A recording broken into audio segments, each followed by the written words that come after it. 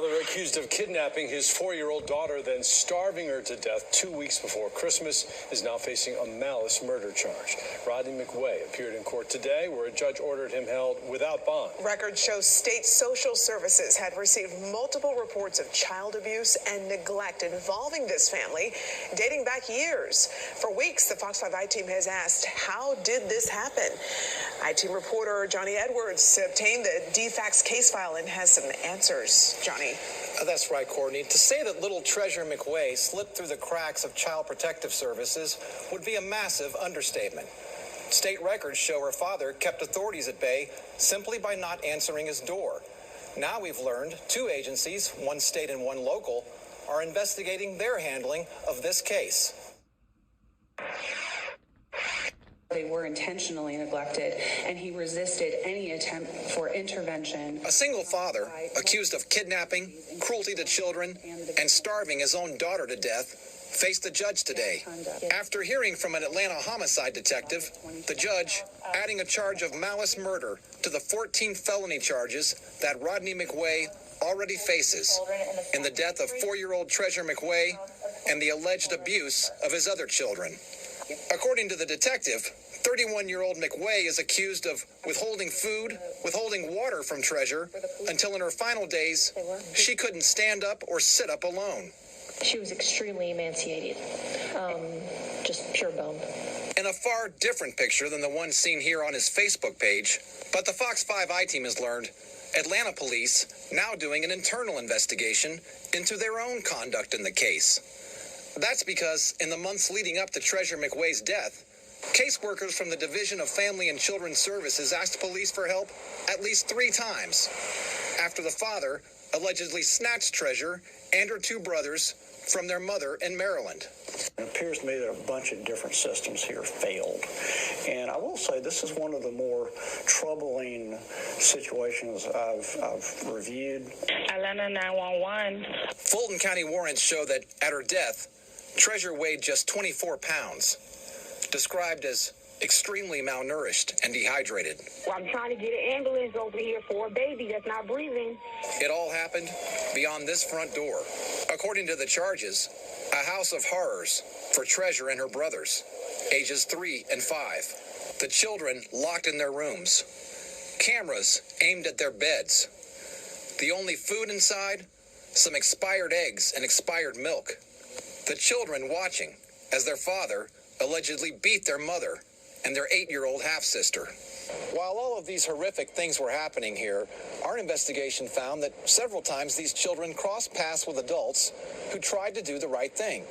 They called authorities whose job it is to protect children who are being abused. But the steps authorities took wouldn't be enough to protect the children. She said, I didn't see him feed him anything. Wanda Polnitz met Rodney through a friend of her daughter. At first, she saw a single father struggling to raise 3 small children. She had a friend who agreed to be the children's live-in nanny. But that friend only lasted 3 nights there. I called, Children and Family Services and told them I was very concerned. The first thing that came to mind is when those children are gone, he's going to kill those children. He wasn't going to kill them physically. He was going to not feed them like he was doing. He was going to let them starve. Wanda's call brought DFACS and police to the house in June.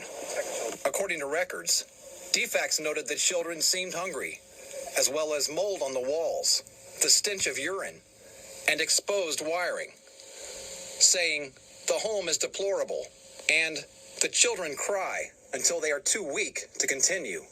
The father wasn't arrested. DFACS placed the children with their mother, who had already fled to Maryland. Within a few weeks, the father went to Maryland and took the children back. DFACS knew all about it. Records show that for weeks, they tried calling Rodney and knocking on his door, with no answer. The detective testified DFACS asked Atlanta police to check on the children in mid-July. What happens after someone calls in for a wellness check? What is the protocol? An officer would go out to check on the children. Did your officer go out? No. There was another call right before Halloween. Atlanta 911, non-emergency. Yeah, this is Fulton County DFACS. Can you hear me? Yes, ma'am. He's an officer to meet me at a home. So we know he's there.